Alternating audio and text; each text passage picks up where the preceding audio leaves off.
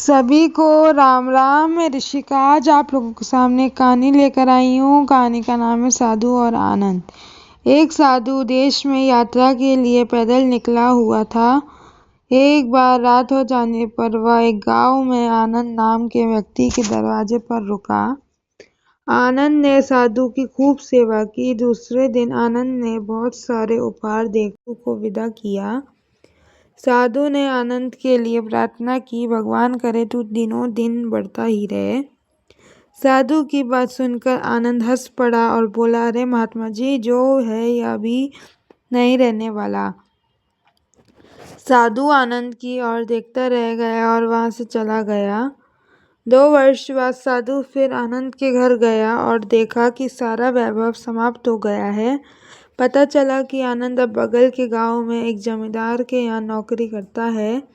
साधु आनंद से मिलने गया।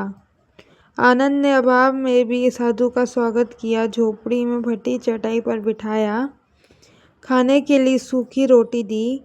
दूसरे दिन जाते समय साधु की आंखों में आंसू थे। साधु कहने लगा, हे भगवान, ये तूने क्या किया?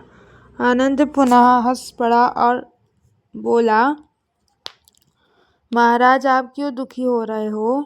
महापुरुषों ने कहा कि भगवान इंसान को जिस हाल में रखे, इंसान को उसका धन्यवाद करके खुश रहना चाहिए। समय सदा बदलता रहता है और सुनो, यह भी नहीं भी रहने वाला। साधु मन ही मन सोचने लगा, मैं तो केवल भेष से साधु हूँ, सच्चा साधु तो तू ही है आनंद। कुछ वर्ष बाद साधु फिर यात्रा पर निकला और आनंद से मिला तो देखकर हैरान रह गया कि आनंद तो अब जमींदारों का जमींदार बन गया है। मालूम हुआ कि जिस जमींदार की आनंद नौकरी करता था वह संतान विहीन था। मरते समय अपनी सारी जायदाद आनंद को दे गया। साधु ने आनंद से कहा, अच्छा हुआ वो जमाना गुजर गया, भगवान करे अब तू ऐसे ही बना रहे। यह सुनकर आनंद फिर हंस पड़ा और कहने लगा, महाराज, अभी भी आपकी नादानी बनी हुई है। साधु ने पूछा, क्या यह भी नहीं रहने वाली? आनंद ने उत्तर दिया, हाँ, यह तो चला जाएगा या फिर इसको अपना मानने वाला ही चला जाएगा। कुछ भी रहने वाला नहीं है और अगर शाश्वत कुछ है तो वह है परमात्मा और उस परमात्मा का अंश आत्मा।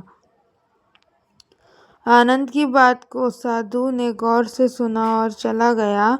साधु कई साल बाद फिर लौटता है तो देखता है कि आनंद का महल तो है, किंतु कबूतर उसमें गुट्टर गू कर रहे हैं और आनंद का देहांत हो गया है। बेटियां अपने अपने घर चली गई। बूढ़ी पत्नी कोने में पड़ी है, कह रहा है, आसमां या समा कुछ भी नहीं हो रही। शबनबे नौरंगे जहाँ कुछ भी नहीं, जिनके महलों में हजारों रंग के जलते थे फानूस, जाड़ उनके कब्र पर बाकी निशा कुछ भी नहीं। साधु कहता है, अरे इंसान, तू किस बात का अभिमान करता है? क्यों इतराता है? यहाँ कुछ भी टिकने वाला नहीं है। दुख या सुख कुछ भी सदा नहीं रहता। तू सोचता है पड़ोसी मुसीबत में है और मैं मौज में हूँ, लेकिन सुन, ना मौज रहेगी और ना ही मुसीबत। सदा तो उसको जानने वाला ही रहेगा। सच्चे इंसान वे हैं जो हर हाल में खुश रहते हैं। मिल गया माल तो उस माल में खुश रहते हैं और हो गए बेहाल तो उस हाल में खुश रहते हैं। साधु कहने लगा, धन्य है आनंद तेरा सत्संग और धन्य है तुम्हारे सतगुरु।